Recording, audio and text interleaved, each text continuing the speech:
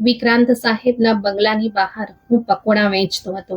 એક દિવસ તેમની પત્ની મારી પાસેથી પકોડા ખરીદવા આવી અને મારી પાસે પોતાની એક બેગ મૂકી ગઈ. બોલી, આ મારી અમાનત છે, હું જલ્દી આવીને તમારી પાસેથી લઈ જઈશ. આમ ઘણા વર્ષો વીતી ગયા, પરંતુ તે પોતાની અમાનત લેવા પાછી ન આવી અને હું રેડિયોમાંથી મોટા મોટા હોટલોનો માલિક બની ગયો. એક દિવસ અચાનક મારી નજર વિક્રાંત સાહેબની પત્ની પર પડી તો તે ફાટેલા કપડામાં રસ્તા પર બેઠી હતી. હું દોડતો ગયો અને તેમની અમાનત પાછી આપવા ગયો તો તે મને જોઈને હસી પડી. બોલી, એકવાર ખોલીને તો જુઓ. મેં ધ્રુજતા હાથે જેવી ખોલી તો મારો જીવ અદ્ધર થઈ ગયો, કારણ કે હું એક સામાન્ય પકોડા વેચવા વાળો હતો. વિક્રાંત સાહેબના બંગલા પાસે એક નાની રેડી લગાવતો હતો. સવારથી સાંજ સુધી એ જ મારો ધંધો હતો, એ જ મારું ગુજરાન હતું. વરસાદ હોય કે તડકો, હું રોજ મારો ઠેલો ત્યાં જ લગાવતો. રસ્તા પર ચાલતા લોકો, ઓફિસેથી આવતા જતા કર્મચારીઓ, બાળકો, સ્ત્રીઓ, એ બધા મારા ગ્રાહક હતા. પરંતુ મારું જીવન એટલું સરળ નહોતું. જ્યારથી મેં હોશ સંભાળ્યો હતો, તંગદસ્તી અને ગરીબીને જ પોતાનું નસીબ માન્યું હતું. મારી મા બીમાર રહેતી હતી. તેમની દવા માટે ઘણીવાર મારી પાસે પૈસા નહોતા હોતા. દરરોજ મારી એ જ કોશિશ રહેતી કે હું વધારેમાં વધારે પકોડા વેચું, જેથી ઘરના ખર્ચાની સાથે સાથે માના ઈલાજ માટે દવા પણ ખરીદી શકું.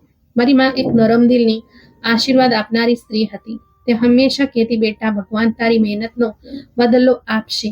ઈમાનદારીથી જીવો અને કોઈનો હક ન ખાઓ. દિવસભરની મહેનત પછી જ્યારે હું સાંજે થોડી કમાણી લઈને ઘરે પાછો ફરતો તો સૌથી પહેલા મા માટે દવા ખરીદતો. જો થોડા પૈસા બચી જાય તો રસ્તામાં કોઈ રેડી પરથી એકાદ સફરજન કે કેળું ખરીદીને લઈ જતો.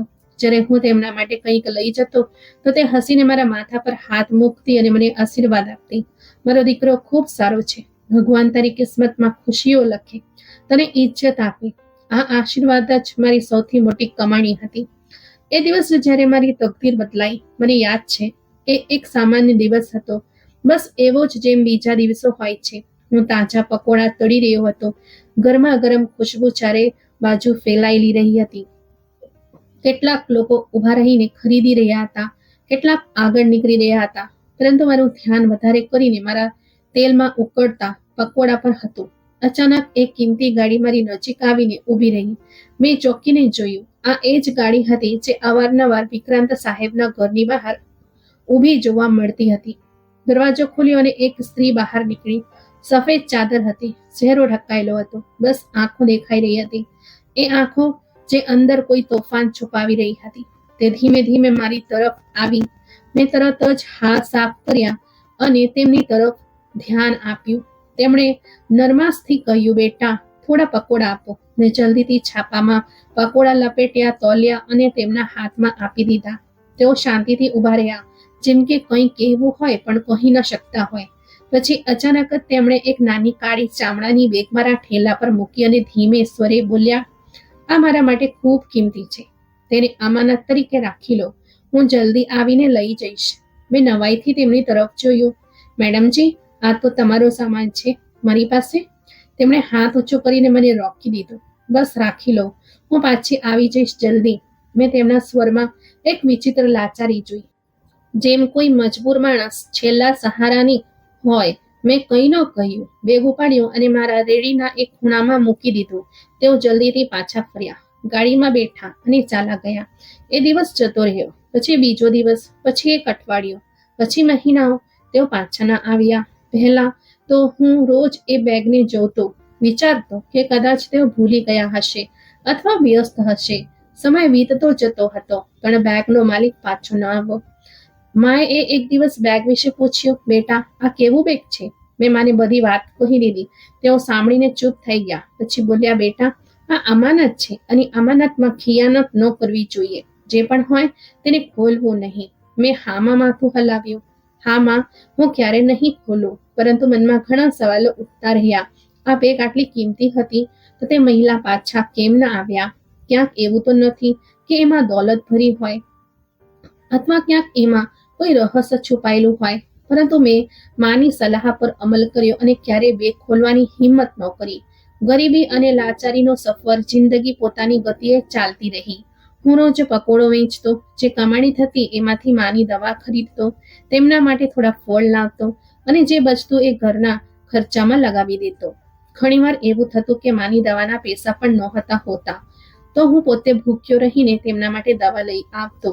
મા મારા માથા પર હાથ મૂકીને કહેતી કે બેટા, તારા નસીબમાં ખુશીઓ આવશે, બસ ધીરજ રાખ. અને હું ધીરજ રાખતો રહ્યો. નહોતો જાણતો કે આ જ બેગ મારી તકદીર બદલી દેશે.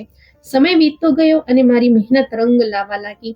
મારા પકોડા પ્રખ્યાત થવા લાગ્યા. લોકો મારી ઈમાનદારીની કસમ ખાવા લાગ્યા અને મેં રેડીમાંથી એક નાની હોટેલ ખોલી લીધી.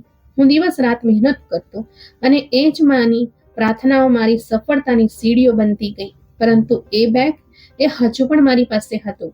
દર રાત્રે જ્યારે હું મારા હોટલના ખૂણામાં બેગને જોતો, દિલમાં એક વિચિત્ર બેચેની થતી.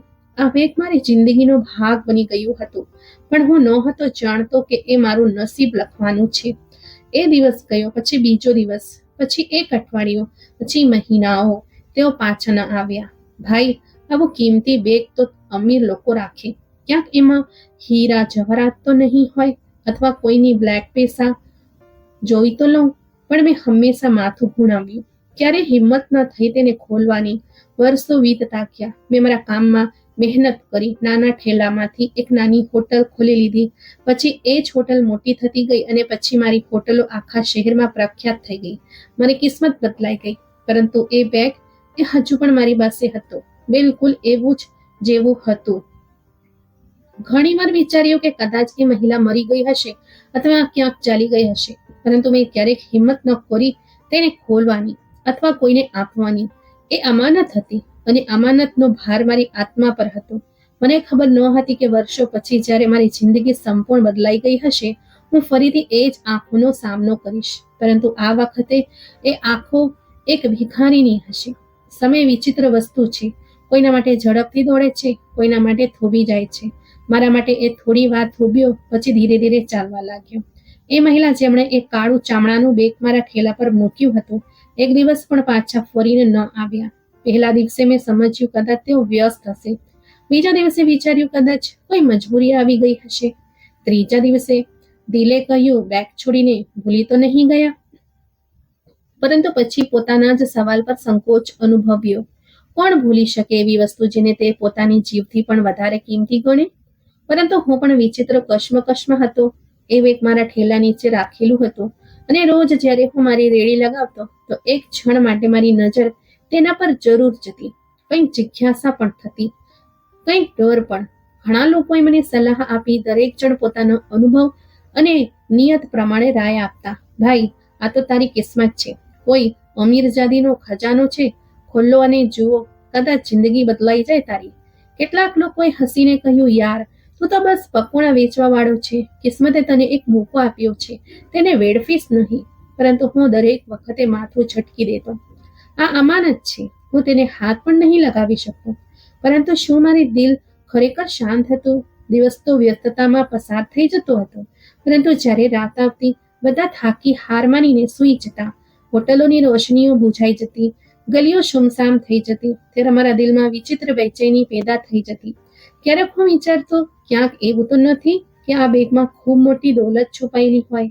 ક્યારેક ખ્યાલ આવતો, ક્યાંક આ કોઈ ગુનાહનું રહસ્ય તો નથી? અને ક્યારેક જ્યારે દિલમાં ડર સરસરાટ કરવા લાગતો, તો હું ધ્રુજી જતો. ક્યાંક એવું ન થાય કે જો મેં તેને ખોલ્યું તો કોઈ આફત આવી જાય? મારા મગજમાં ઘણા સવાલો ગૂંજતા, પણ એક આવાજ દરેક વખતે મને રોકી દેતો, આ કોઈની અમાનત છે. જો તું તેને ખોલીશ તો તું ખિયાનતના ગુનેગાર થઈશ. જમીરનો આવાજ સૌથી મોટો આવાજ હોય છે અને હું હંમેશા મારા જમીરની માનતો હતો. સમય આગળ વધતો રહ્યો. મારી જિંદગીમાં પરિવર્તનો આવતા ગયા. રેડીમાંથી હોટેલ, પછી એક હોટલમાંથી બીજી, અને આમ મેં મારી મહેનતથી પોતાનું સ્થાન બનાવી લીધું. પરંતુ એ બેગ હજુ પણ મારી કબાટની અંદર કોઈ ખજાનાની જેમ પડ્યું હતું. પણ એક એવો ખજાનો જેને હું ખોલી ન શકતો હતો. પછી એક રાત્રે કંઈક એવું થયું જેણે મારા ઈમાનને હચમચાવી નાખ્યો. થયું એવું કે હું એક દિવસ હોટલનો હિસાબ કિતાબ પૂરો કરીને ઘરે પાછો ફરી રહ્યો હતો. મારી ખિસ્સામાં થોડી રકમ હતી, જે દિવસભરની કમાણી હતી, અને દિલમાં શાંતિ હતી કે મા માટે દવા અને થોડા ફળ ખરીદી લઈશ. ગલીઓ સુમસામ હતી. એક સ્ટ્રીટ લાઇટ ટમટમી રહી હતી. હું ધીમે ધીમે મારા મોહલ્લા તરફ જઈ રહ્યો હતો કે અચાનક 3 માણસો મારી તરફ વધ્યા. ઓ ભાઈ, જરાક! હું થંભી ગયું. ત્રણેયના હાથમાં ચમકતી છરીઓ હતી. ચહેરા અડધા ઢંકાયેલા હતા. એ જે કંઈ ખિસ્સામાં છે તે કાઢી દે, એકે કડક સ્વરમાં કહ્યું. ડાકુ? હું ગભરાઈ ગયો, પણ કોશિશ કરી કે પોતાને સંભાળું. ભાઈ, બસ થોડા પૈસા છે મારી પાસે, બીજું કંઈ નથી, મેં કંપતી આવાજે કહ્યું. પણ તેઓએ મને દબોચી લીધો. એકે મારી ખિસ્સામાંથી હાથ નાખ્યો અને બધી રકમ કાઢી લીધી. આ શું છે, બસ આટલું? તે ગુસ્સામાં બોલ્યો. લાગે છે કે તું સારો એવો કમાતો હશે, અમને બેવકૂફ ન બનાવ. મારી પાસે કંઈક નથી, મેં સખત સ્વરમાં કહ્યું. એક ડાકુએ મને ધક્કો માર્યો. હું જમીન પર પડી ગયો. મારા હાથ છલછલાઈ ગયા, કપડા પર માટી લાગી ગઈ. ત્યારે જ અચાનક મને બેગ યાદ આવ્યું. જો હું એ બેગ મારી સાથે લાવી રહ્યો હોત તો આજે આ લોકો ન જાણે શું કરી દેત. કદાચ મને જીવથી પણ ખતમ કરી નાખત. આ વિચારીને મારા અંદર ડરની એક લહેર દોડી ગઈ, પણ સાથે એ જ વિશ્વાસ પણ પાક્કો થઈ ગયો કે મેં સાચો નિર્ણય કર્યો હતો. આ બેગ ખોલવું અથવા કોઈ બીજાને આપવું મારા માટે ખતરાથી ખાલી નહોતું. એ જ દરમિયાન એક તરફથી પોલીસની ગાડીનું સાયરન વાગ્યું. ડાકુઓ ગભરાઈ ગયા અને જલ્દીથી અંધારી ગલીમાં ભાગી ગયા. હું જમીન પર પડેલો હાંફી રહ્યો હતો. મારો શ્વાસ તેજ હતો, દિલ ધબકી રહ્યું હતું. મેં પોતાને સંભાળ્યો અને ધીમે ધીમે ઉઠ્યો. પોલીસની ગાડી આગળ વધીને ઊભી રહી. એક સિપાહી ઉતર્યો અને મારી તરફ આવ્યો. શું થયું ભાઈ, બધું ઠીક છે? મેં માથું હલાવ્યું. હા, પણ ડાકુઓ પૈસા લઈ ગયા. આ વિસ્તાર રાત્રે ખતરનાક થઈ જાય છે, સાવધાન રહેજો. મેં હામાં માથું હલાવ્યું અને જેમ તેમ કરીને ઘરે પહોંચ્યો. જ્યારે હું ઘરે પહોંચ્યો તો મા રાહ જોઈ રહ્યા હતા. મેં દરવાજો ખોલ્યો તો તેઓ ઝડપથી મારી પાસે આવ્યા. દીકરા, બધું ઠીક તો છે ને?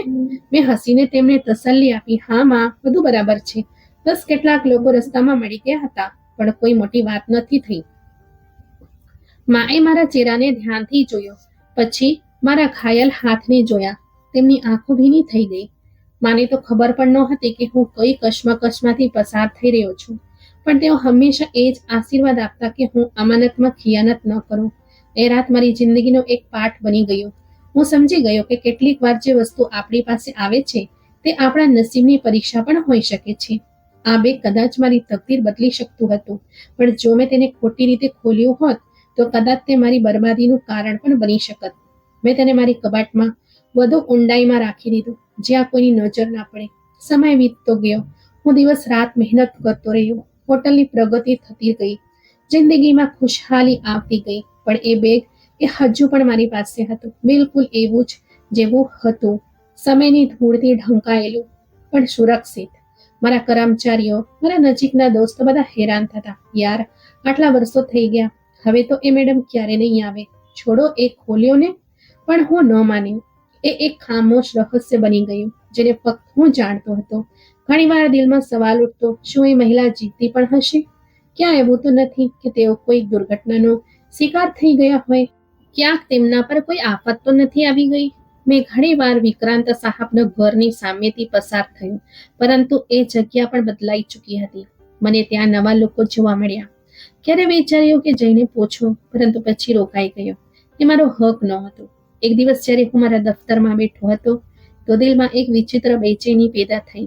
મેં મારી કબાટમાંથી એ બેગ કાઢ્યું, તેને ધ્યાનથી જોયું. એનું ચામડું હવે કંઈક ફાટી ગયું હતું. સમયની મારે તેને જૂનું કરી દીધું હતું, પરંતુ મેં ક્યારેય હિંમત ન કરી તેને ખોલવાની. આ રહસ્ય મારું ન હતું.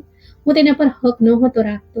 મેં પોતાને વચન આપ્યું કે હું મારા છેલ્લા શ્વાસ સુધી આ બેગને નહીં ખોલું, જ્યાં સુધી તેનો અસલી માલિક પોતે પાછો ન આવે. પરંતુ શું માલિક ક્યારે પાછો આવશે? આ સવાલ મારા મગજમાં દરરોજ ફરતો, અને પછી હું તેને ખંખેરી નાખતો. મારી પાસે હવે પૈસા હતા, ઇજ્જત હતી, શહેરમાં મારું નામ હતું. લોકો હવે મારી પકોડાવાળું નહીં, પરંતુ એક સફળ હોટલ ચેનનો માલિક કહેતા હતા. પરંતુ હું ભૂલી ન શક્યો. દરેક સફળતા છતાં એ બેગ મારી જિંદગીનું સૌથી કિંમતી રહસ્ય હતો. પછી એક દિવસ, વર્ષો બાદ, અચાનક મારી નજર એ સ્ત્રી પર પડી. જિંદગીના વિચિત્ર રંગો હોય છે. કેટલી વાર તે આપણાને એવા વળાંક પર લઈ આવે છે જ્યાં ભૂતકાળ અને વર્તમાન એકબીજાના સામે સામે ઊભા થઈ જાય છે. મેં ક્યારે નહોતું વિચાર્યું કે વર્ષો બાદ એક દિવસ જ્યારે હું મારી એક હોટેલના ઉદ્ઘાટન બાદ શહેરના મુખ્ય બજારમાંથી પસાર થઈ રહ્યો હોઈશ તો મારી નજર અચાનક કોઈ એવા ચહેરા પર પડશે જેને હું કદાચ ક્યારે નહીં ભૂલી શકું. આ એક સામાન્ય દિવસ હતો, પણ કિસ્મતે તેને અસામાન્ય બનાવી દીધો હતો. હું શહેરની મધ્યમાં મારી ગાડીમાં બેઠો હતો. સિગ્નલ પર ઊભો હતો. રસ્તા ઉપર ગાડીઓનો શોર, દુકાનદારોના અવાજો અને ફેરિયાઓનો પોકારવાનો અવાજ નિયમ મુજબ ગુંજી રહ્યા હતા. હું આજે ખુશ હતો. જિંદગીએ મને ક્યાંથી ક્યાં પહોંચાડી દીધો હતો. મેં મહેનત કરી, ઇજ્જત કમાણી કરી, ગરીબીને હરાવી અને આજે શહેરની મોટી હોટલોમાંથી એકનું ઉદ્ઘાટન કરીને પાછો જઈ રહ્યો હતો. પણ મને શું ખબર હતી કે આ દિવસ મારા અંદરના શાંતિને હંમેશા માટે વેરવિખેર કરી દેશે. એ ક્ષણ જ્યારે બધું થંભી ગયું, ગાડીમાં બેઠા બેઠા હું આસપાસનું નિરીક્ષણ કરી રહ્યો હતો કે અચાનક મારી નજર રસ્તાના કિનારે બેઠેલી એક સ્ત્રી પર જઈ ઠરી ગઈ. મારા હાથ સ્ટીયરિંગ પર સખતાઈથી જામી ગયા. ફાટેલા જૂના કપડાં, ધૂળથી ખરડાયેલા વાળ, કરચલીઓથી ભરેલા ચહેરો અને એ જ આંખો જે મેં વર્ષો પહેલા મારા રેડી પાસે ઊભેલી જોઈ હતી. આ વિક્રાંત સાહેબના પત્ની હતા.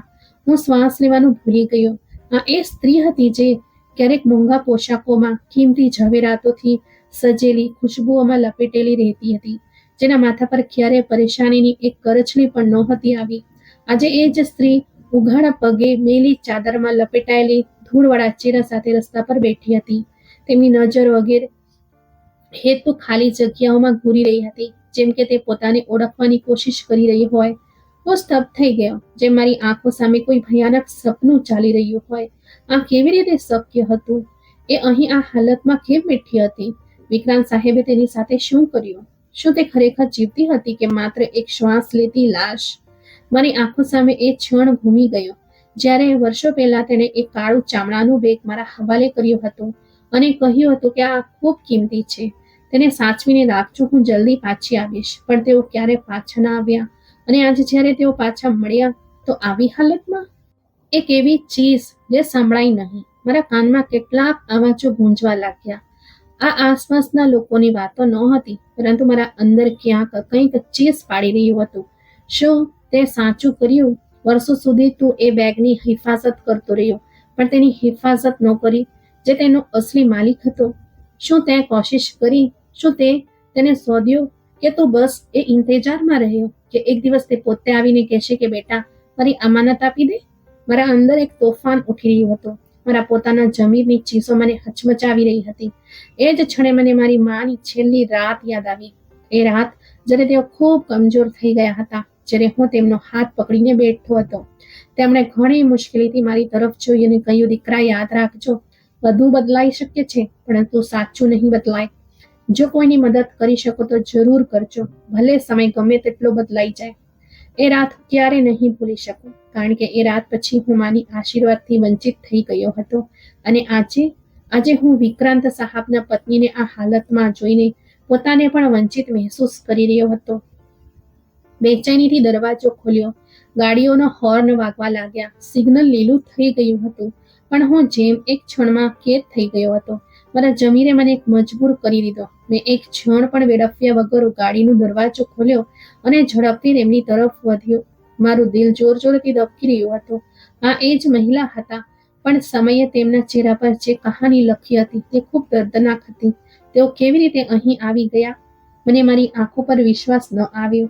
તેઓ જે ક્યારેક કિંમતી ગાડીઓમાં ફરતા હતા, તેઓ જે કોઈ જમાનામાં નરમ અને નાજુક કપડામાં સજ્જ થતા હતા, આજે એ સ્ત્રી એક ભિખારીની જેમ જમીન પર બેઠી હતી. તેઓ લોકો તરફ વિનંતીભરી નજરોથી જોઈ રહી હતી, પણ કોઈ તેમને ઓળખવા તૈયાર નહોતો. મારા હાથ ધ્રુજવા લાગ્યા. દિલમાં હજારો સવાલ ઉઠવા લાગ્યા. આ શું થઈ ગયું? તેઓ ક્યાં ગાયબ થઈ ગયા હતા? શું વિક્રાંત સાહેબે તેમને છોડી દીધા હતા કે કોઈ બીજી મુશ્કેલીઓ તેમના પર તૂટી પડી હતી? મારા મગજમાં વર્ષો જૂની વાતો તાજી થઈ ગઈ. એ ક્ષણ જ્યારે તેમણે એ બેગ મારી પાસે રાખ્યું હતું, તેમની એ ગભરાયેલી આવાજ, તેમની આંખોમાં છુપાયેલી લાચારી. હું દોડીને તેમની પાસે ગયો. સિગ્નલ ખુલી ગયું હતું, પણ મેં એક ક્ષણ પણ વેડફ્યા વગર દરવાજો ખોલ્યો અને ઝડપથી તેમની પાસે પહોંચ્યો. મેડમજી, મેં તેમની સામે ઘૂંટણ ટેકવી દીધા, જેમ કોઈ ખોવાયેલા સજ્જનને પાછું મેળવ્યું હોય. તેમણે ધીમેથી મારી તરફ જોયું, જેમ ઓળખવાની કોશિશ કરી રહ્યા હોય. પછી તેમની આંખોમાં એક ચમક ઉભરી, જેમ સમયના પડદા હટી ગયા હોય. તેમના હોઠ કંપી રહ્યા હતા. મેં બેચેનીથી કહ્યું, મેડમજી, હું એ જ છું, એ જ જે તમને વર્ષો પહેલા મળ્યા હતો, જે રેડી પર પકોડા વેચતો હતો. શું તમને યાદ છે? તમે એક દિવસ મારી પાસે એક બેગ રખાવ્યું હતું. આ સાંભળતા જ તેમના ચહેરા પર એક વિચિત્ર શાંતિ છવાઈ ગઈ. તેઓ હસ્યા, એક ઉદાસ હાસ્ય. તે એ બેગ સાચવીને રાખ્યું? મેં હામાં માથું હલાવ્યું. આંખોમાં આંસુ આવી ગયા. હા મેડમજી, આજે પણ મારી પાસે છે. મેં ક્યારેય તેને ખોલ્યું નથી. મેં રાહ જોઈ કે તમે આવશો અને પાછું લઈ જશો. તેઓ ધીમે ધીમે બોલ્યા, જેમ દરેક શબ્દ સાથે કોઈ જૂની યાદ, કોઈ ઘા છલકાઈ રહ્યો હોય. મારી દુનિયા બદલાઈ ગઈ બેટા. વિક્રાંતે મને છોડી દીધી.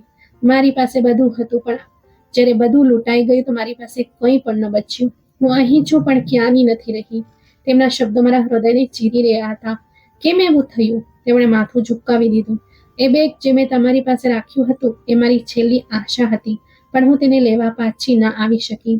વિક્રાંતને ખબર પડી ગઈ હતી કે એ મારી પાસે છે, અને તેણે મારાથી બધું છીનવી લીધું. હું બેસહારા થઈ ગઈ. રાસ્તાઓ પર આવી ગઈ. કોઈ મને ઓળખતું પણ નથી. હું ધ્રુજી ગયો. આ કેવો ખેલ હતો તકદીરનો!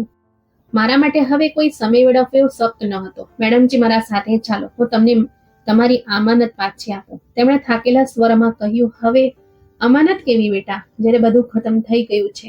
પણ મેં જીદ કરી, નહીં, જે વસ્તુ તમારી હતી તે તમને પાછી મળશે, ગમે તે થાય.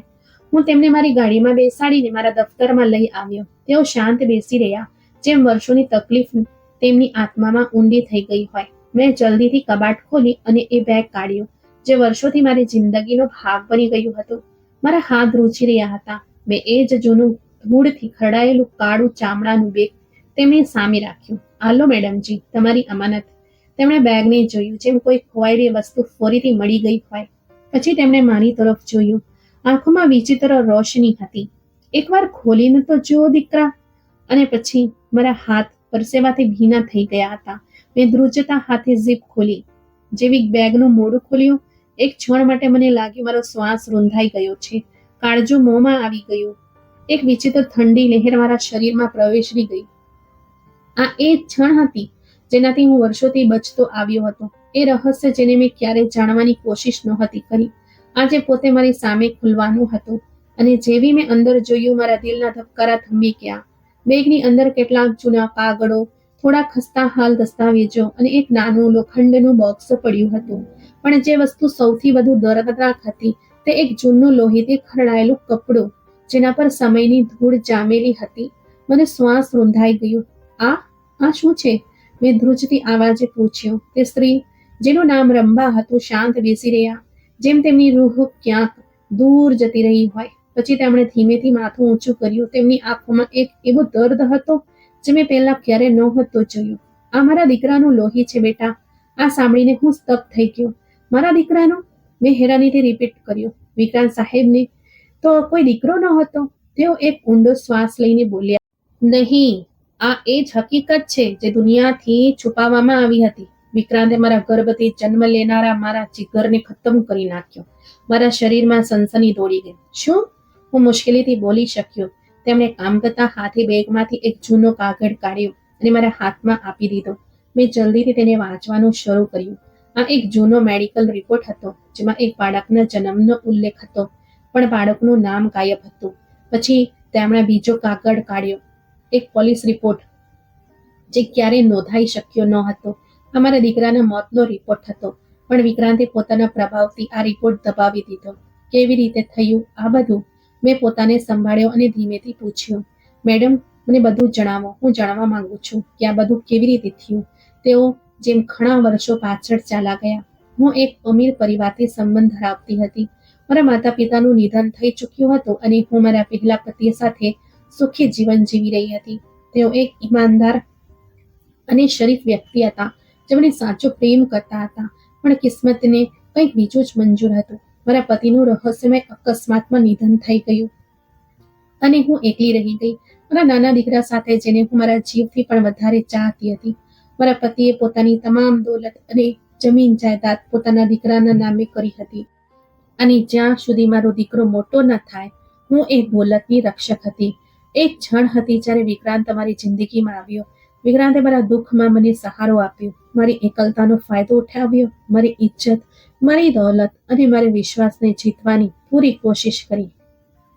પણ તેનો હેતુ પ્રેમ ન હતો, તેને હેતુ મારી દોલત હતો. વિક્રાંતે મારી સાથે લગ્ન કરી લીધા, પણ હકીકતમાં તે મારો દિલનો નહીં પણ મારા બેંક એકાઉન્ટનો માલિક બનવા માંગતો હતો. પહેલા તો બધું ઠીક લાગ્યું. તે મારો ખ્યાલ રાખતો, મારો દુઃખ વહેંચતો અને મારા હમસફર બનવાનું ડ્રામા કરતો રહ્યો. પણ વિક્રાંતના ધીરજનો પ્યાલો એ દિવસે છલકાઈ ગયો જ્યારે તેને ખબર પડી કે મારી તમામ દોલત મારા દીકરાના નામે છે. તે એક ક્ષણમાં બદલાઈ ગયો. તેની આંખોમાં જે નરમાશ હતી તે ખતમ થઈ ગઈ. હવે ત્યાં લાલચ હતા, ગુસ્સો હતો અને એક ષડયંત્ર હતું.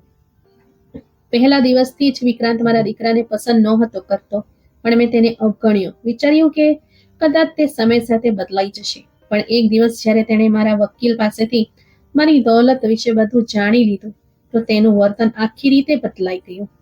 તમારી બધી દોલત તમારા દીકરાના નામે છે? તેણે સખત સ્વરમાં પૂછ્યું. મેં ધીમેથી કહ્યું કે હા, અમારા પહેલા પતિની છેલ્લી નિશાની છે અને હું તેને ક્યારેય તેનો હક આપવાથી પાછી નહીં હટીશ.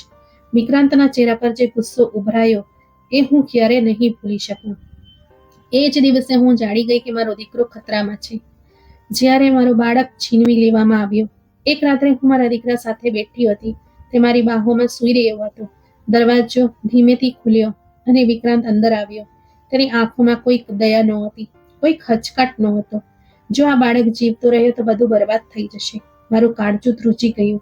વિક્રાંત, શું કરવા જઈ રહ્યા છો? મેં ચીસ પાડીને કહ્યું. પણ તેણે મારા દીકરાને મારાથી છીનવી લીધો. મારી દુનિયા ઉજળી ગઈ. આગલી સવારે વિક્રાંત મારી પાસે આવ્યો અને તેને ચહેરો ઠંડો, બેફિકર અને ક્રૂર હતો. તમારો દીકરો ખતમ થઈ ગયો, એટલા સામાન્ય શબ્દોમાં, જેમ કે આ કોઈ સામાન્ય વાત હોય. મારી આંખો આગળ અંધારું છવાઈ ગયું. હું ચીસો પાડી, દિવાલો સાથે માથું અથડાવ્યું, વિલાપ કર્યો. પણ તે ઊભો રહ્યો જેમ કે હું એક તમાશો હોઉં, જેમ કે આ બધું પહેલેથી નક્કી હતું. જ્યારે મેં બધું ખોઈ દીધું પણ એક વસ્તુ બચાવી. હું જાણતી હતી કે મારી જિંદગી તો ખતમ થઈ ચૂકી છે, પણ હું વિક્રાંતને સજા આપવા માંગતી હતી.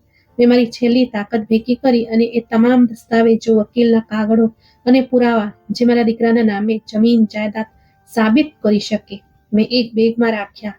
એ જ એક કાળું ચામડાનું બેગ હતું. મને ખબર હતી કે વિક્રાંત મારા પર પણ હાથ ઉપાડશે, તે મને પણ ખતમ કરી દેશે, જેથી કોઈ તેની સામે ઊભું ન થઈ શકે. એટલા માટે મેં એ બેગ છુપાવી દીધું અને જીવ બચાવીને ભાગી ગઈ. જ્યારે મેં એક અજાણી વ્યક્તિ પર ભરોસો કર્યો અને ત્યારે મેં તમને જોયા, એક સાદા ઈમાનદાર વ્યક્તિ જે પોતાની જિંદગીની રોટલી કમાવા માટે દિવસ રાત મહેનત કરી રહ્યો હતો. મેં તમારા પર ભરોસો કર્યો. મેં એક કાળું બેગ તમને આપી દીધું અને કહ્યું, આ મારા માટે ખૂબ કિંમતી છે, તેને સાચવીને રાખજો, હું જલ્દી પાછી આવીશ. અને પછી હું દૃશ્યમાંથી ગાયબ થઈ ગઈ, કારણ કે વિક્રાંતથી મને મારો જીવનો ખતરો હતો. જ્યારે હું મારી અમાનત લેવા આવી પણ ખૂબ મોડું થઈ ગયું હતું. હવે હું અહીં છું, વર્ષો પછી, ફૂટપાથ પર બેસીને ટુકડા વીણવા પર મજબૂર. અને વિક્રાંત હજુ પણ પોતાની દોલતના નશામાં ચૂર, તાકાતના નશામાં મદહોશ એક સફળ માણસ બની બેઠો છે. પણ હવે બધું બદલાવાનું છે, કારણ કે તમે એ અમાનત સાચવીને રાખી છે.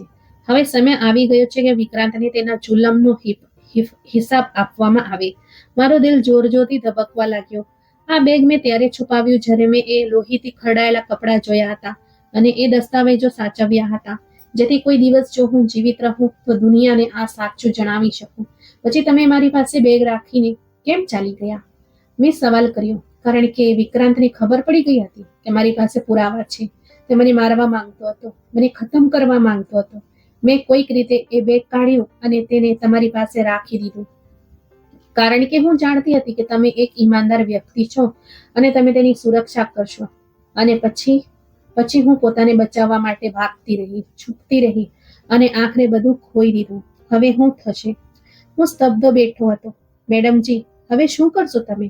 તેમણે માથું ઊંચું કર્યું અને તેમની આંખોમાં એક નવી રોશની હતી. બદલો કે ઇન્સાફ? હવે હું એ કરીશ જે મારે વર્ષો પહેલા કરી લેવું જોઈતું હતું. હું આ પુરાવાને લઈને વિક્રાંતને બેનકાબ કરીશ. પણ હું જાણતો હતો કે આ કામ એટલું સરળ નહીં હોય. વિક્રાંત સાહેબ એક ખૂબ મોટી વ્યક્તિ હતા, શક્તિશાળી અને પ્રભાવશાળી. જો આ રહસ્ય ખુલ્યું તો ઘણું બરબાદ થઈ શકે છે. મારી સામે એક નિર્ણય હતો. શું હું આ લડાઈમાં તેમનો સાથ આપું? શું હું વિક્રાંત જેવા માણસ વિરુદ્ધ ઊભો થઈ જાઉં, કે હું શાંત રહીને મારી સફળ જિંદગીનો આનંદ માણું? મારા અંદર કશ્મકશ છવાઈ ગઈ હતી. બેગનું રહસ્ય ખુલી ગયું હતું અને મારી સામે એક ભયાનક હકીકત પડી હતી. વિક્રાંત સાહેબે પોતાના જ દીકરાને ખતમ કરી દીધો હતો અને આ પાપના તમામ પુરાવા વર્ષોથી મારી પાસે સુરક્ષિત હતા. મેં ક્યારે નહોતું વિચાર્યું કે એ બેગ જે મેં અમાનત સમજીને સાચવ્યું હતું, હકીકતમાં એક એવી કયામતનો સાક્ષી હશે જે માનવતાને હચમચાવી નાખશે. શું હું વિક્રાંત જેવા માણસ વિરુદ્ધ ઊભો થઈ શકું? શું હું મારી જિંદગીને ખતરામાં નાખીને સચ્ચાઈનો સાથ આપું, કે હું શાંત રહું અને આ મામલો ત્યાં જ છોડી દઉં? મેડમજી મારી તરફ જોયું. તેમની આંખોમાં દર્દ હતું, પણ સાથે જ એક વિનંતી પણ હતી, જેમ કે તેઓ આશા રાખી રહ્યા હોય કે હું તેમને એકલા નહીં છોડું. બેટા, તેઓ બોલ્યા, હવે આ નિર્ણય તમારે કરવો છે. હું જાણું છું કે વિક્રાંત શક્તિશાળી છે, તે તમને નુકસાન પહોંચાડી શકે છે, પણ હું એ પણ જાણું છું કે તમે એ જ ઈમાનદાર વ્યક્તિ છો જેણે વર્ષો સુધી મારી અમાનતની રક્ષા કરી. મારા શરીરમાં એક ધ્રુજારી દોડી ગઈ. આ નિર્ણય સરળ નહોતો, પણ કદાચ મારા નસીબમાં એ જ લખ્યું હતું. વિક્રાંત સાહેબ માત્ર એક કારોબારી વ્યક્તિ નહોતા, તેઓ એક એવા માણસ હતા જેમના પાછળ રાજનેતાઓ, પોલીસ અને ઘણી શક્તિશાળી લોકો ઊભા હતા.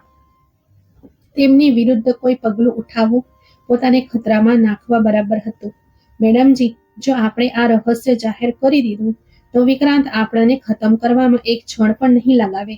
તેમણે ઊંડો શ્વાસ લીધો. હું જાણું છું, પણ શું આ ડર આપણને સચ્ચાઈ સામે લાવવાથી રોકી શકે છે? જો હું આ બધું સહન કરી શકું છું તો તમે કેમ નહીં? મારી પાસે કોઈ જવાબ નહોતો. મેં જિંદગીમાં ઘણી મુશ્કેલીઓ જોઈ હતી, ગરીબી જોઈ હતી, લોકોની દગાબાજી જોઈ હતી, પણ આજે જે કશ્મકશ મારા દિલમાં હતી તે સૌથી મોટી હતી. શું હું મારી સફળતા, મારી ઇજ્જત, મારી જિંદગી દાવ પર લગાવી શકું? હું ચૂપ હતો અને તેઓ મને જોઈ રહ્યા હતા, જે મારા અંદરના તોફાનને વાંચી રહ્યા હોય. બેટા, તમે જે પણ નિર્ણય કરો, હું તમારે સાથ આપીશ, પણ યાદ રાખજો, કેટલીક વાર ચૂપ રહેવું સૌથી મોટી ગદ્દારી હોય છે. આ વાક્ય મારા દિલમાં તીરની જેમ લાગ્યું. એ રાત્રે હું સૂઈ ન શક્યો. મારા મગજમાં વારંવાર એ ક્ષણ આવી રહી હતી જ્યારે રંભાએ મારા હાથમાં એ લોહીથી ખરડાયેલું કપડું રાખ્યું હતું, જ્યારે મેં એ દસ્તાવેજો જોયા હતા જે વિક્રાંતના જુલુમની ગવાહી આપી રહ્યા હતા. મેં મારા ભૂતકાળને યાદ કર્યું. એ દિવસ જ્યારે હું માત્ર એક પકોડા વેચવા વાળો હતો, અને આજે જ્યારે હું એક સફળ હોટલ ચેઇનનો માલિક હતો. જો આ સફળતા મને જુલમ વિરુદ્ધ અવાજ ઉઠાવવાથી રોકી રહી હતી, તો આવી સફળતાનો શું ફાયદો? મેં મેડમજીને બોલાવ્યા અને તેમની સામે બેસીને કહ્યું કે મેડમજી, મેં નિર્ણય કરી લીધો છે. આપણે વિક્રાંત વિરુદ્ધ ઊભા થઈશું. તેમની આંખોમાં ખુશી અને ડર એક સાથે છલકાઈ રહ્યા હતા. પણ આ સરળ નહીં હોય દીકરા. મને પરવાહ નથી, મેં મજબૂત સ્વરમાં કહ્યું. જો હું સત્યનો સાથ ન આપી શકું તો આખી જિંદગી જમીરનો ભાર ઉઠાવતો રહીશ. મેં આ અમાનત વર્ષો સુધી સાચવી. હવે સમય આવી ગયો છે કે તેને ત્યાં પહોંચાડું જ્યાં તેનો હક બને છે. અમને કોઈ એવી વ્યક્તિની જરૂર હતી જે વિક્રાંત વિરુદ્ધ કેસ લડી શકે, પણ એવો વકીલ મળવો ખૂબ જ સરળ નહોતો. મેં મારા કેટલાક ભરોસાપાત્ર મિત્રો સાથે વાત કરી અને એક એવા વકીલનો પત્તો લગાવ્યો જે જુલુમ વિરુદ્ધ કેસ લડવામાં પ્રખ્યાત હતો. મેં બેગના તમામ પુરાવા વકીલને આપ્યા અને જ્યારે તેમણે એ દસ્તાવેજો જોયા તો તેના ચહેરા પર પણ નવાઈના ચિહ્નો સ્પષ્ટ થઈ ગયા.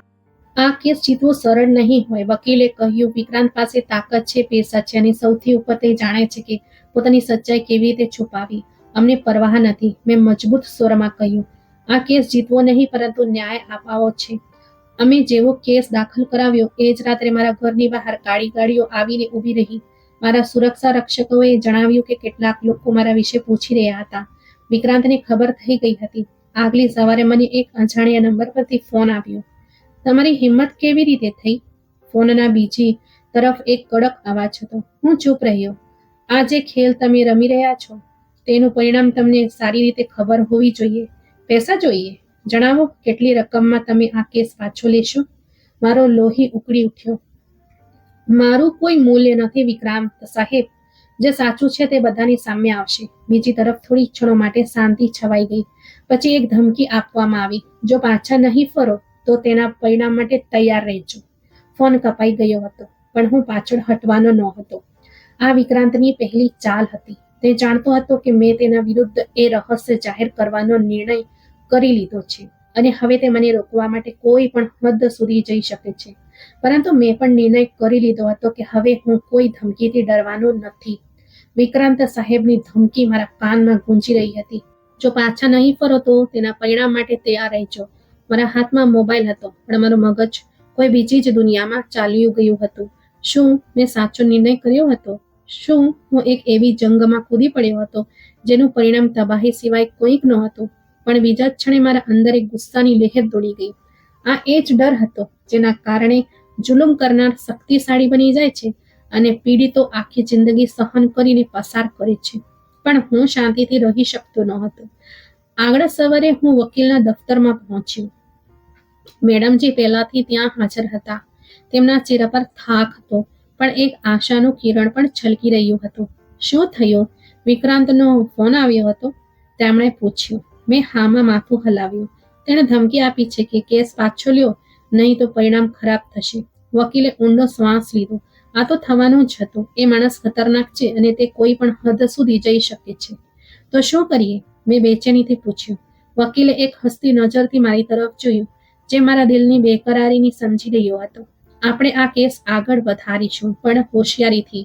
વિક્રાંતને ખબર ન થવા દેવી જોઈએ કે આપણે કયા કયા પત્તા ખોલવાના છીએ. પહેલું પગલું મીડિયાને સાથે જોડવાનું હતું અને સાચું દુનિયા સુધી પહોંચાડવાનું હતું. વિક્રાંત વિરુદ્ધ કેસ કોર્ટમાં દાખલ થઈ ચૂક્યો હતો, પરંતુ આપણે જાણતા હતા કે કાનૂની જંગમાં તે પોતાના સંબંધો અને પૈસાનો ઉપયોગ કરશે. એટલે આપણને જનતાની શક્તિની જરૂર હતી. અમે એક નામાંકિત પત્રકાર સાથે મુલાકાત કરી, જે ભ્રષ્ટાચાર અને જુલુમ વિરુદ્ધ પોતાની બેબાક રિપોર્ટિંગ માટે પ્રખ્યાત હતો. જ્યારે મેં તેને વિક્રાંતની કહાની સંભળાવી, તે નવાઈથી મને જોવા લાગ્યો. શું તમારી પાસે પુરાવા છે? તેણે ગંભીર સ્વરમાં પૂછ્યું. મેં મેડમથી એ લોહીથી ખરડાયેલું કપડું, મેડિકલ રિપોર્ટ્સ અને પોલીસ રિપોર્ટ્સ કાઢીને તેની સામે મૂકી દીધા. આ બધું છે મારી પાસે. આ વિક્રમની હકીકત છે જે વર્ષો સુધી છુપાયેલી રહી. પત્રકારે કાગળો જોયા અને એક ક્ષણ માટે શાંત થઈ ગયો. પછી તેણે હસતા હસતા કહ્યું, આ કહાની હું છાપીશ, પણ ત્યારબાદ તમને ઘણો ખતરો થશે. વિક્રાંત માત્ર ધમકીઓ નથી આપતો, તે અમલ પણ કરે છે. તમારે તૈયાર રહેવું પડશે. લેખ પ્રકાશિત થયાના માત્ર એક દિવસ પછી જ મારી સૌથી મોટી હોટેલ બ્રાન્ચમાં અચાનક જબરદસ્તી છાપો મારવામાં આવ્યો. પોલીસે મારા પર ટેક્સ ચોરી અને ગેરકાયદેસર ધંધાનો આરોપ લગાવીને હોટલને સીલ કરી દીધી. આ વિક્રાંતની પહેલી ચાલ હતી. મેડમજી મારી પાસે આવ્યા. તેમના ચહેરા પર પરેશાની હતી. તેમણે કહ્યું, મેં કહ્યું હતું ને કે તે તમને નુકસાન પહોંચાડશે. મેં એક ઊંડો શ્વાસ લીધો. મેડમજી, હું જાણતો હતો કે આવું થશે, પણ આપણે પાછા નહીં હટી શકતા. વકીલે અમને તરત જ કોર્ટમાં અરજી કરવાની સલાહ આપી અને અમે વિક્રાંત વિરુદ્ધ વધુ પુરાવા કોર્ટમાં જમા કરાવ્યા. અમે માત્ર કોર્ટમાં જ નહીં, સોશિયલ મીડિયા પર પણ સચ્ચાઈ ફેલાવવાનું શરૂ કર્યું. ન્યાય આપો, એક્સપોઝ વિક્રાંત. આ હેશટેગ વાયરલ થવા લાગ્યા અને લોકો વિક્રાંત વિરુદ્ધ સવાલો ઉઠાવવા લાગ્યા. વિક્રાંતનો બીજો વાર. એક રાત્રે જ્યારે હું મારા દફતરમાં બેઠો હતો, અચાનક મારો ફોન રડક્યો. નંબર અજાણ્યો હતો. સાંભળો પકોડાવાળા, તમે જેટલા આગળ વધશો, તમારી તબાહી એટલી જ મોટી થશે. તમારે જે કરવાનું હતું તે કરી લીધું. હવે આ છેલ્લી ચેતવણી છે. કેસ પાછો લઈ લો, નહીં તો ન તમે રહેશો ને તમારું સત્ય. મેં ફોન બંધ કરી દીધો, પણ મારું દિલ ઝડપથી ધબકવા લાગ્યું. આ માત્ર ધમકી નહોતી, આ યુદ્ધની ઘોષણા હતી. આગલી સબત જ્યારે હું મારા હોટેલની બહાર ઊભો હતો, એક કાળા રંગની કાર મારી નજીકથી પસાર થઈ અને અચાનક લડાઈ શરૂ થઈ ગઈ. ગોળીઓ મારા માથા પાસેથી પસાર થઈ ગઈ. હું તરત જ જમીન પર પડી ગયો. લોકો ચીસો પાડવા લાગ્યા. બધું અફરાતફરીમાં બદલાઈ ગયું. આ વિક્રાંતનો સ્પષ્ટ સંદેશ હતો કે મને મારવાનો પ્રયાસ હતો. મારા સુરક્ષા રક્ષકોએ તરત જ મને ગાડીમાં નાખ્યો અને સુરક્ષિત જગ્યાએ લઈ ગયા. મેડમજી આ બધું સાંભળીને ધ્રુજી ગયા. બસ, ઘણું થઈ ગયું. હું કોર્ટમાં જઈને જાતે જુબાની આપીશ. મેં તેમને રોક્યા. મેડમજી આ ખતરનાક હોઈ શકે છે, પણ હું હવે વધુ શાંત રહી શકું તેમ નથી બેટા. આ કેસ મેં નહીં, મારા દીકરાએ દાખલ કરાવ્યો હતો, જેને વિક્રાંતે છીનવી લીધો. હવે હું તેની માં હોવાનો હક અદા કરીશ. તેમની આંખોમાં એક એવો જુસ્સો હતો જે મેં પહેલા ક્યારેય નહોતો જોયો. અમે નિર્ણય કરી લીધો હતો. હવે હવે પાછળ નહીં હટીએ. વિક્રાંતે જે રમત રમી રહ્યો હતો એ રમત હવે અમે તેની સામે રમવાના હતા. આ મુકદ્દમાનો ફેસલો કાં તો કોર્ટ કરશે કાં તો રસ્તાઓ ફેસલો કરશે, પણ અમે હાર નહીં માનીએ. મુકદ્દમો હવે છેલ્લા તબક્કામાં પ્રવેશી ચૂક્યો હતો. વિક્રાંતે મને મટાવવાની પૂરી કોશિશ કરી હતી. મારી હોટલો બંધ કરાવી દીધી, ધમકીઓ આપી, અહીં સુધી કે જીવતી ખતમ કરવાની કોશિશ પણ કરી. પણ હું અને મેડમજી હવે પાછા હટવાના ન હતા. અમે એ બધું ગુમાવી દીધું હતું જેને ગુમાવવાનો ડર હોય છે. હવે માત્ર એક વસ્તુ બચી હતી, ઇન્સાફ. વિક્રાંત વિરુદ્ધ કેસની પહેલી નિયમિત સુનાવણી થવાની હતી. આ એ મોકો હતો જ્યારે મેડમને કોર્ટમાં ઊભી રહીને પોતાની જુબાની આપવાની હતી. એ સત્ય જે વર્ષોથી દબાવવામાં આવ્યું હતું તેને બધાની સામે લાવવાનું હતું. કોર્ટની બહાર મીડિયાના કેમેરા, રિપોર્ટર્સ અને લોકોની મોટી સંખ્યા જમા હતી. આ કેસ હવે એક સામાન્ય કેસ રહ્યો ન હતો. આ એક જુલુમની વિરુદ્ધ ઇન્સાફની જંગ બની ગયો હતો. જ્યારે જજે સંભાજીને જુબાની માટે બોલાવ્યા તો મેં જોયું કે તેમના પગ થોડા લથડી રહ્યા હતા, પણ આંખોમાં જે દૃઢ સંકલ્પ હતો તે કોઈ પહાડથી ઓછો નહોતો. જ્યારે સચ્ચાઈને ઇન્સાફ મળ્યો, વકીલે સવાલ કર્યો, રંભાજી, શું તમે કોર્ટને જણાવી શકો છો કે તમારા દીકરા સાથે શું થયું હતું? રંભાજીએ એક ક્ષણ માટે શાંતિ જાળવી. તેમના હાથ રૂજી રહ્યા હતા, પણ આંખોમાં એક દૃઢ સંકલ્પ હતો. તેમણે વિક્રાંત તરફ જોયું. એ જ વિક્રાંત જે હંમેશા એક શક્તિશાળી અને બેખૌફ દેખાતો હતો, આજે પહેલીવાર બેચેન લાગી રહ્યો હતો. પછી રમાજીએ એ સાચું બોલી દીધું જે વર્ષોથી દબાવવામાં આવી રહ્યું હતું. મારો દીકરો નાનો હતો જ્યારે વિક્રાંત સાથે મેં બીજા લગ્ન કર્યા હતા. એક દિવસ મારો બાળક મારી ગોદમાં સૂઈ રહ્યો હતો જ્યારે આ જાલિમ તેને મારાથી છીનવી ગયો અને તેને ખતમ કરી નાખ્યો, કારણ કે તે નહોતો ઈચ્છતો કે મારી દોલત તેના હાથમાંથી નીકળીને કોઈ બીજા પાસે ચાલી જાય. કોર્ટમાં એક ક્ષણ માટે સન્નાટો છવાઈ ગયો. શું તમારી પાસે તેનો કોઈ પુરાવો છે?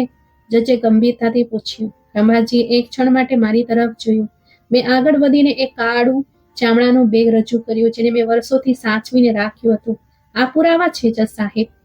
આ એ તમામ દસ્તાવેજો છે જે મારા પહેલા પતિએ તૈયાર કરી રાખ્યા હતા. એ કાનૂની કાગળો જેમાં સ્પષ્ટ લખ્યું હતું કે મારી દોલતનો અસલ વારસદાર મારો દીકરો છે, ન કે વિક્રાંત. આ એ બધા કાગળો છે જેને વિક્રાંતે મારાથી છીનવી લેવાની અને સળગાવવાની કોશિશ કરી હતી, પણ હું તેમને બચાવીને લઈ આવી. કોર્ટમાં ગડગડાટ થવા લાગ્યો. વિક્રાંતના વકીલે તરત જ વાંધો ઉઠાવ્યો. આ જૂઠ છે. આ દસ્તાવેજોનો વિક્રાંતના આ મામલા સાથે કોઈ સંબંધ નથી. એમાં ક્યાં લખ્યું છે કે વિક્રાંતે તેમના પુત્રને ખતમ કર્યું? રંભાજીએ માથું ઊંચું કર્યું. જો આ જૂઠ છે તો વિક્રાંતે જણાવવાની કોશિશ કરે કે મારો દીકરો ક્યાં છે. તે કેમ અચાનક ગાયબ થઈ ગયો? કેમ હું આજે આ કોર્ટમાં ઊભી છું જ્યારે તેનો અસલી વારસદાર અહીં નથી? જજે વિક્રાંતને ઊંડી નજરથી જોયું. પછી કહ્યું, શું તમારી પાસે તેના વિરુદ્ધ કોઈ વધુ મજબૂત પુરાવો છે? મેડમજીએ એક ક્ષણ માટે થોપ્યા, પછી પોતાના થાકેલા પણ દૃઢ સંકલ્પવાળા અવાજમાં બોલ્યા, હા જજ સાહેબ, હું આપી શકું છું. મેડમજીએ પોતાની ચાદરમાં હાથ નાખ્યો અને એક જૂનો મોબાઈલ કાઢ્યો જેની સ્ક્રીન તૂટેલી હતી, પણ તે હજુ પણ કામ કરી રહ્યો હતો. આ એ મોબાઈલ છે જેમાં વિક્રાંતની એ વાતચીત સુરક્ષિત છે જે તેણે મારા દીકરાને મારવાથી પહેલા પોતાના માણસો સાથે કરી હતી. કોર્ટમાં વધુ ગડગડાટ થવા લાગ્યો. વકીલે મોબાઈલ લીધો અને કોર્ટની પરવાનગીથી ઓડિયો ચલાવ્યો. વિક્રાંતનો કડક અવાજ કોર્ટમાં ગુંજ્યો. જો આ છોકરો જીવતો રહ્યો, અમારી બધી દોલત ખતમ થઈ જશે. તે મોટો થશે તો બધું તેના હાથમાં જતું રહેશે. મેં તેની મા સાથે લગ્ન માત્ર દોલત માટે કર્યા હતા, ના કે તેના મનહૂસ બાળકના માટે. તેનું અસ્તિત્વ ખતમ કરવું જરૂરી છે. કોર્ટમાં સનસની ફેલાઈ ગઈ. આ એ પુરાવો હતો જેણે વિક્રાંતના ચહેરા પરથી તાકાત અને ઘમંડનો છેલ્લો નકાબ પણ ઉતારી દીધો હતો. વિક્રાંતની છેલ્લી કોશિશ. વિક્રાંત જે સમગ્ર સુનાવણી દરમિયાન શાંત હતો, અચાનક પોતાની ખુરશી પરથી ઉઠ્યો અને ચીસો પાડ્યો. આ સ્ત્રી જૂઠું બોલી રહી છે. આ મને બદનામ કરવા માટે રમત રમી રહી છે. હું કોર્ટને વિનંતી કરું છું કે આ કેસને તરત જ રદ કરી દેવામાં આવે. જજે એક ક્ષણ માટે તેને ધ્યાનથી જોયું, પછી ગંભીરતાથી બોલ્યા, જો તમને ખાતરી છે કે આ આરોપો ખોટા છે તો તમે કોર્ટને જણાવો કે આ છોકરો ક્યાં છે. વિક્રાંતનો રંગ બદલાઈ ગયો તો એક પળ માટે શાંત થઈ ગયો. પછી જૂઠું બોલવાની કોશિશ કરી. તે ક્યાંક ચાલો ગયો હતો. તે ઘરેથી ભાગી ગયો હતો. મેડમજીએ સખત સ્વરમાં કહ્યું. તો પછી જણાવો, એ રાત્રે મારા રૂમમાં આવીને તમે શું કર્યું હતું? લોહીના ધબ્બા મારા દીકરાના કપડા પર કેમ હતા? જો તે ભાગી ગયો હતો તો મેં તેને પછી ક્યારેક કેમ ના જોયો? જજે એક ક્ષણ માટે માથું ઝુકાવ્યું, પછી ઊંડો શ્વાસ લઈને ફેસલો સંભળાવ્યો. વિક્રાંતને તરત જ કસ્ટડીમાં લેવામાં આવે અને આ કેસની વધુ તપાસ કરવામાં આવે. આ કોર્ટ વિક્રાંત પર હત્યા પુરાવા મિટાવવા અને ધમકીઓ આપવાના આરોપો લગાવે છે. પોલીસ તરત જ આગળ વધી અને વિક્રાંતની આંખોમાં પહેલીવાર ડર જોવા મળ્યો. આ બધું જૂઠ છે, તે બોલ્યો, પણ હવે તેની કોઈ સાંભળી નહીં રહ્યું હતું. આખરે ઇન્સાફ મળી ગયો. જ્યારે કોર્ટ બરખાસ્ત થઈ તો મેડમજી તરફ જોયું. તેમની આંખોમાં આંસુ હતા, પણ આ ખુશીના અને શાંતિના આંસુ હતા. તેમણે મારી તરફ જોયું અને કહ્યું, બેટા, જો તું ન હોત તો હું આ ક્યારે ન કરી શકત. તે મારી અમાનત સાચવી અને તેને યોગ્ય જગ્યાએ પહોંચાડી. મેં હસીને જવાબ આપ્યો, મેડમજી, આ માત્ર તમારી લડાઈ નહોતી. આ દરેક એ વ્યક્તિની લડાઈ હતી જે સચ્ચાઈ માટે લડવા માંગે છે. આ વાર્તા ખતમ નથી થઈ. આ બધું ખતમ થઈ ગયું હતું, પણ હું જાણતો હતો કે આ વાર્તા માત્ર વિક્રાંતના જેલમાં જવા પર ખતમ નથી થતી. આ વાર્તા એક ઈમાનદાર વ્યક્તિની વાર્તા હતી, જેણે એક અમાનતને વર્ષો સુધી સાચવી રાખી, માત્ર એટલા માટે કે સચ્ચાઈ એક દિવસ દુનિયાની સામે આવી શકે. આ વાર્તા એક માની વાર્તા હતી, જેણે પોતાના દીકરા માટે ઇન્સાફ મેળવવા માટે બધું બલિદાન આપી દીધું. અને સૌથી ઉપર આ વાર્તા એ બોધ પાઠની હતી કે સચ્ચાઈને દબાવી શકાય છે, પણ હંમેશા માટે નહીં. તો મિત્રો, આ વાર્તા તમને કેવી લાગી? લાઈક કોમેન્ટ કરીને જરૂરથી જણાવજો અને વધુમાં વધુ તમારા મિત્રો સાથે શેર પણ કરજો. અને આવી જ અવનવી વાર્તા માટે અમારા ચેનલ સબસ્ક્રાઇબ કરજો.